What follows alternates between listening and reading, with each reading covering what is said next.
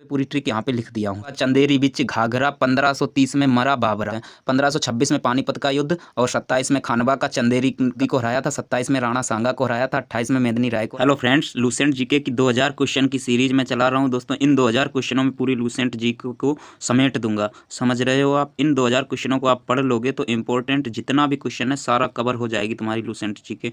क्यों? क्योंकि एक एक क्वेश्चन में 4 4 5 5 6 6 फैक्ट जितने होते हैं मैं सब आपको कवर करके बताता हूँ। अगर आपने पिछली वीडियो नहीं देखी हो, पहला पार्ट में बना चुका हूँ, बहुत मेहनत के साथ बनाया है, आप देख लो। आप देख ही सकते हो, वीडियो में बहुत मेहनत लग जाती है। वीडियो साथियों स्टार्ट करते हैं। देखिए पहला प्रश्न है, किस ग्रंथ में स्त्री को पुरुष की अर्धांगिनी कहा गया है? तो शतपथ ब्राह्मण ग्रंथ में, और यह यजुर्वेद का ब्राह्मण ग्रंथ है। और दोस्तों यजुर्वेद का एक दूसरा भी ब्राह्मण ग्रंथ है जिसका नाम है तैत्तिरीय ब्राह्मण ग्रंथ, आप नीचे देख सकते हो। अच्छा, एक बात और बताना चाहूँगा, आपको पता ही होगा कि जो वेद हैं वो 4 हैं और चारों वेदों के ब्राह्मण ग्रंथ हैं और सबको आपको याद रखना है। मैंने सबको यहाँ पे ले रखा है, ठीक है। चलिए आगे देखिए, ऋग्वेद का है ऐत्रेय और कौस्तकीय। इसे याद कैसे रख पाओगे? एक ट्रिक है, ठीक है। एक ए से क्या है? ऐत्रेय, और का से है कौस्तकीय, याद रख पाओगे आप। आगे देखिए, सामवेद के हैं पंचवीस, ठीक। सामवेद का ब्राह्मण ग्रंथ है पंचवीस, अथर्ववेद का है गौपथ। अगला प्रश्न देखते हैं, सती प्रथा का पहला लिखित साक्ष्य किस अभिलेख से मिला है? तो एरण अभिलेख से। एरण अभिलेख किसने लिखवाया था? शासक था भानुगुप्त, उसने लिखवाया था, ठीक है। मनुष्य ने सबसे पहले किस पशु को पालतू बनाया? सिंपल क्वेश्चन है, कुत्ता को, और ये नवपाषाण काल में बनाया था, ठीक है। अगला प्रश्न है, सिंधु सभ्यता का बंदरगाह लोथल किस नदी के तट पर स्थित है? तो भोगवा नदी, अहमदाबाद, गुजरात में, ठीक है। इसका खोज किसने करा था? रंगनाथ राव ने 1954 में खोज करी थी। और अन्य खोज इन्होंने करी थी रंगपुर की, ठीक है, रंगनाथ राव ने। और 1953 में से 1954 के बीच में ये खोज करी गई थी रंगपुर की, किसने? रंगनाथ राव ने। ये क्वेश्चन पूछे जाते हैं मेरे भाई। अच्छा देखिए, रंगपुर मादर नदी के किनारे है। अगला प्रश्न है, किस बौद्ध ग्रंथ से हमें 16 महाजनपदों की जानकारी मिलती है? तो बौद्ध ग्रंथ है अंगुत्तर निकाय, और जैन धर्म पूछ ले तो भगवती सूत्र। इन दोनों में 16 महाजनपदों की जानकारी मिलती है।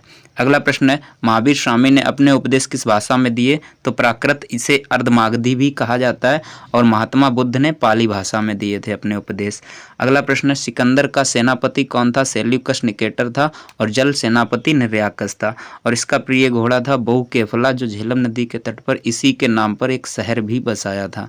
क्वेश्चन नंबर 8 देखो, बौद्ध धर्म का विश्वकोश किसे कहा जाता है? महाविभास सूत्र को कहा जाता है, और बौद्धों की रामायण बुद्ध चरित्र को कहा जाता है। रचयिता हैं अश्वघोष। और देखो दोस्तों, ये दोनों ही कनिष्क के दरबार में रहते थे। मैं आपको एक फैक्ट और बताता हूँ, यहाँ पे एक मैं ट्रिक बता देता हूँ, 1 मिनट।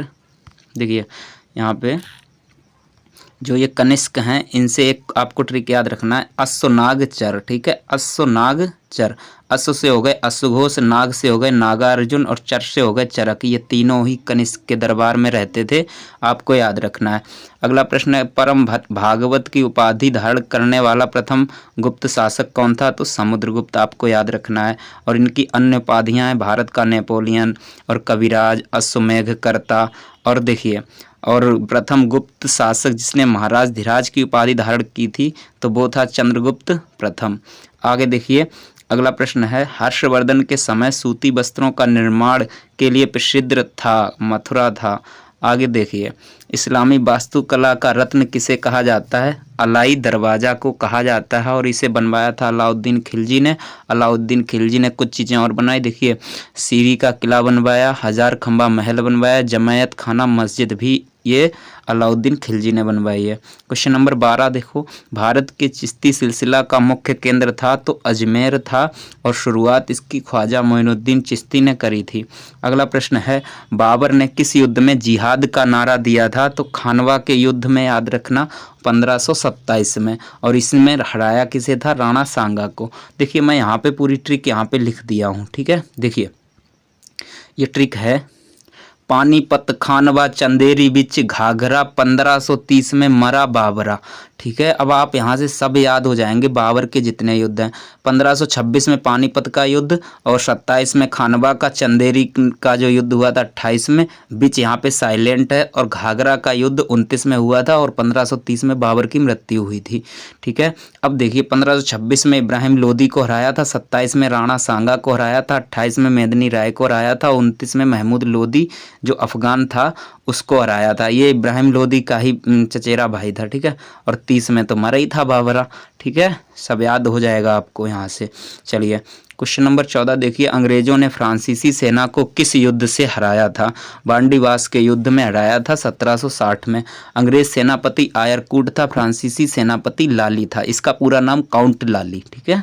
चलिए 15 नंबर देखिए, बनारस में संस्कृत विद्यालय की स्थापना किसने की थी? जोनाथन डंकन 1782 में। 16 नंबर प्रश्न देखो, आंध्र के डेल्टा इलाकों में स्वदेशी आंदोलन को किस नाम से जाना जाता था? वंदे मातरम आंदोलन।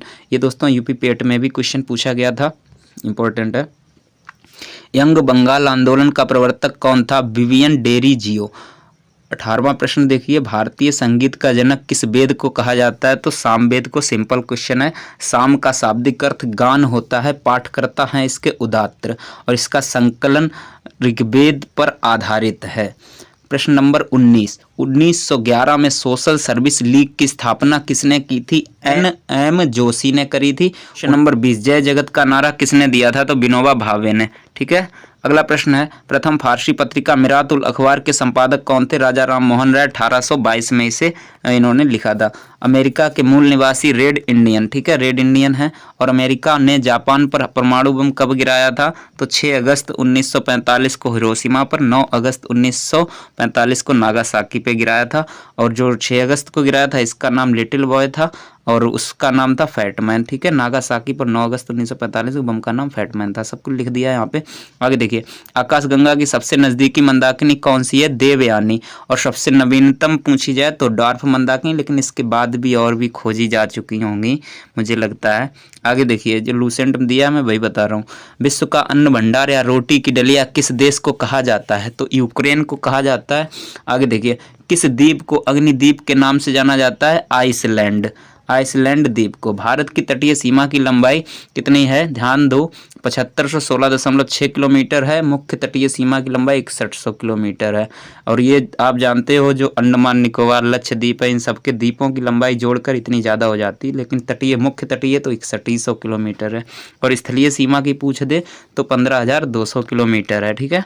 चलिए आगे देखिए, बाड़ा लाचा दर्रा कहाँ स्थित है? हिमाचल प्रदेश में। और शिपकीला दर्रा, रोहतांग दर्रा, ये भी हिमाचल प्रदेश में है। केंद्रीय चावल अनुसंधान संस्थान स्थित है कटक में। कटक कहाँ पे है? उड़ीसा में।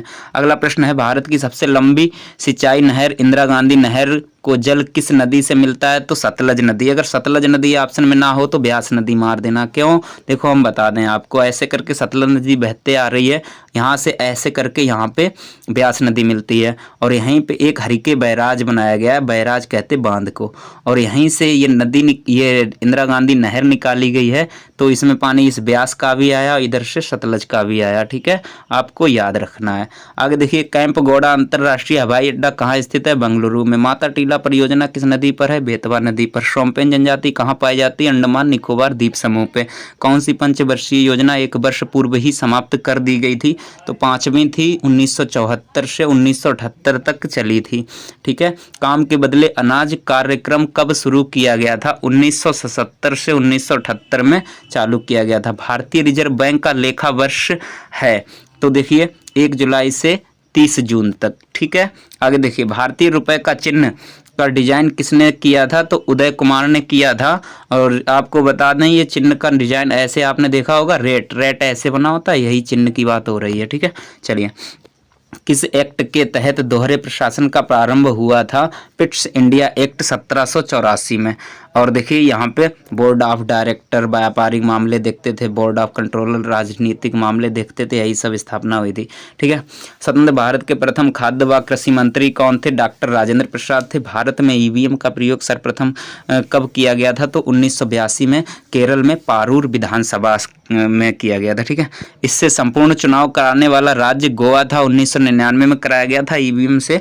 और संपूर्ण आम चुनाव 2004 में हुए थे ईवीएम मशीन से, ठीक है। आगे देखिए, गंगा डॉल्फिन को राष्ट्रीय जलीय जीव कब घोषित किया गया?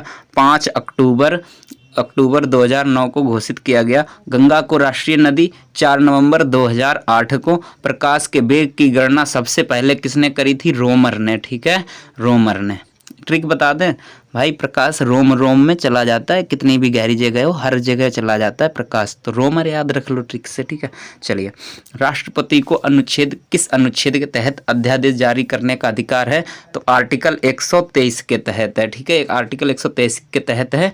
और राज्यपाल की बात करें तो आर्टिकल 213 के तहत अध्यादेश जारी कर सकते हैं।